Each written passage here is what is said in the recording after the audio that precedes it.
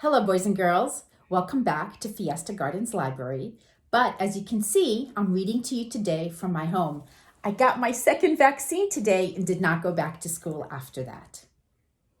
This is St. Patrick's Day week, so of course I'm reading you a fun St. Patrick's Day story. It is titled Finn McCool, the Giant of Knockmany Hill by Tomie de Paola. And you may know Tomie de Paola as the very famous author of the books about Strega Nona.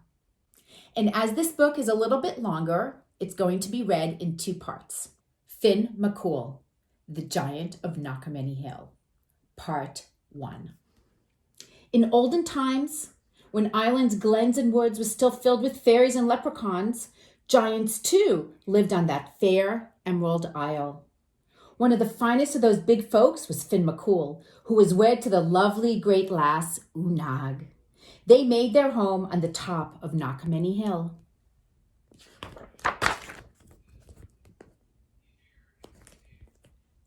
Now, as any good giant, Finn McCool had his work to do. So he was often away from home. Lovely Unag didn't mind, for there was plenty to keep her own hands busy. Life was very pleasant indeed. One morning, when Finn McCool was busy working with his kin, building a causeway to Scotland, building a big roadway, the word came that Cuchulainn was coming. Cuchulainn was a giant too, and without a doubt, the strongest in that part of the world. When he walked, the very earth trembled, and with one blow of his fist, he had flattened a thunderbolt so it looked like a pancake. He was so proud of that feat that he kept the thunderbolt in his pocket to show all just how strong he was. Every giant in Ireland had been given a good beating by Cuchulainn. Every giant, that is, except Finn McCool. And Cuchulainn swore by the green that he would never rest day or night, winter or summer, until Finn McCool was added to his list.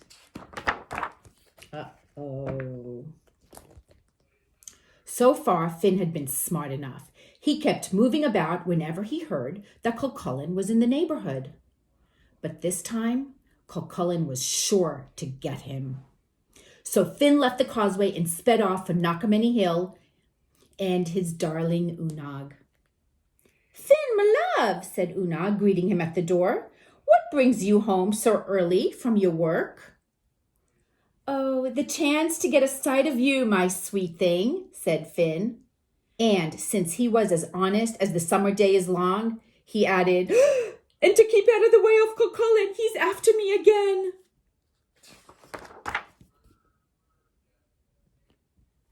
Unag soothed her husband. She brought him his slippers and some food. "Finn, husband of mine, enough is enough," said Unag, as gently as she could. "For years you've been hiking around from one place to another to avoid this Cuchulainn. Why, you even built our house high on this windiest of all hills, so you'd be able to spy him a-comin'. You'll not get a moment's rest until you stand fast and face him."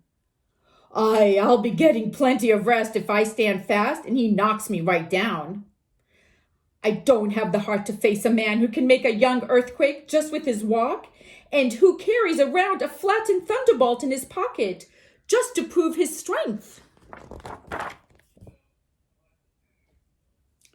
At that, Knockmany Hill gave a little dance.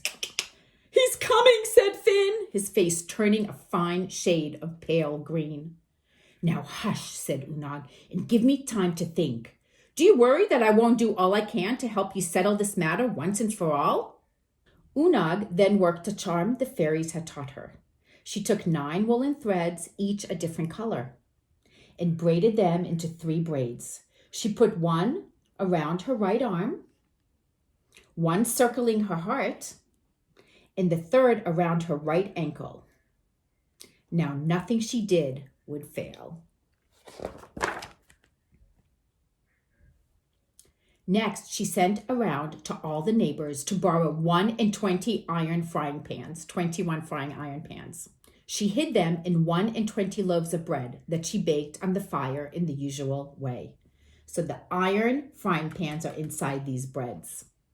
She set them in the cupboard with some bread that she had baked the day before. She then took a pot of milk and made it into fresh, wet cheese and put it along with some white stones at the foot of the cradle she had made up. Cradle. Now, my darling, she said, handing Finn some baby clothes, put these on and do everything just as I'm about to tell you. Look at his face. He's like, baby clothes? And remember, she said at last, Cuchullin's strength lies in the brass finger he has on his right hand.